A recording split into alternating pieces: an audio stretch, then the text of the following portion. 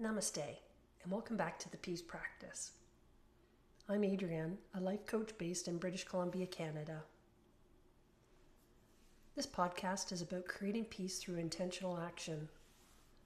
And today, I want to talk to you about something many of us quietly struggle with, a foggy brain. Have you ever had that feeling of mental heaviness or forgetfulness?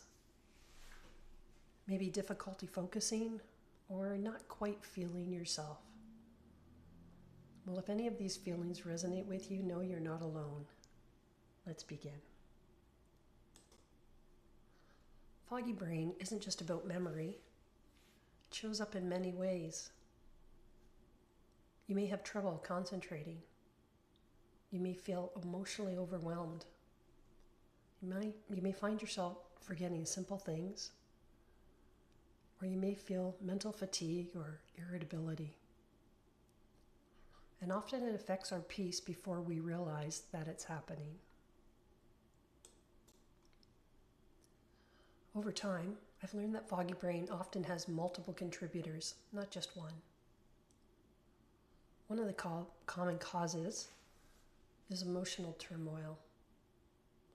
When our hearts are inflamed by stress, grief, unresolved emotions, our nervous system stays activated. That emotional weight clouds our thinking and drains our energy. Another common cause could be lack of sleep. Sleep is not optional for brain health, not in any age. Without quality rest, our brain doesn't get the chance to repair, reset, and clear mental clutter. Sugar and stress can be other common factors. High sugar intake can spike stress hormones and inflammation, which often shows up as brain fog, mood swings, and fatigue. All of these, emotional stress, sleep, nutrition, are deeply connected to our sense of peace. This topic became deeply personal for me. I have a sister who was diagnosed with Alzheimer's.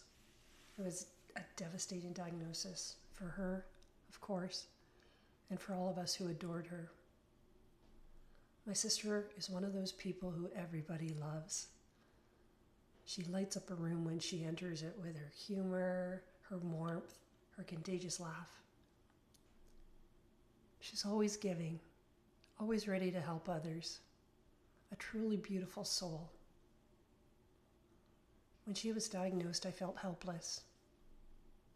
And then I felt the call to learn. I began reading everything I could about Alzheimer's and brain health. Different books, different authors, different perspectives. What surprised me most was they all pointed to a very similar prevention and supportive suggestions. Things like managing stress and our emotional health, prioritizing our sleep, reducing our sugar and inflammation, staying socially and mentally engaged, practicing gratitude, purpose, and connection. It reinforced something I deeply believe. Brain health and peace are not separate. They are connected. It's important that we keep in mind that foggy brain isn't a personal failure. It's information. It's our body and mind asking for care, attention, and compassion. When we slow down, listen, and take small intentional actions, we don't just support our brain, we protect our peace.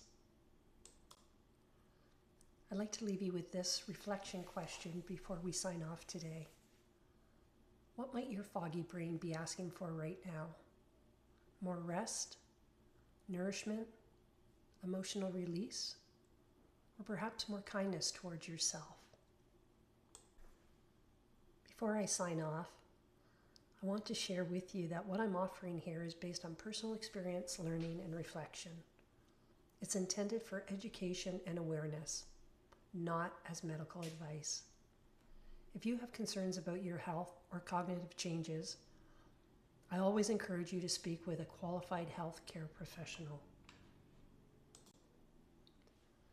If this conversation resonated with you today, or if brain fog, stress, or mental fatigue have been quietly affecting your peace, you don't have to navigate it alone. There are many supportive, preventive measures that we can explore together. Simple, compassionate steps that honor where you are today while supporting your brain, body, and emotional well-being. If it feels right, I invite you to reach out or begin with my free assessment, a gentle place to reflect and discover what may be best support for your peace practice. Thank you for spending this time with me. This is the Peace Practice, creating peace through intentional action. Until next time, namaste.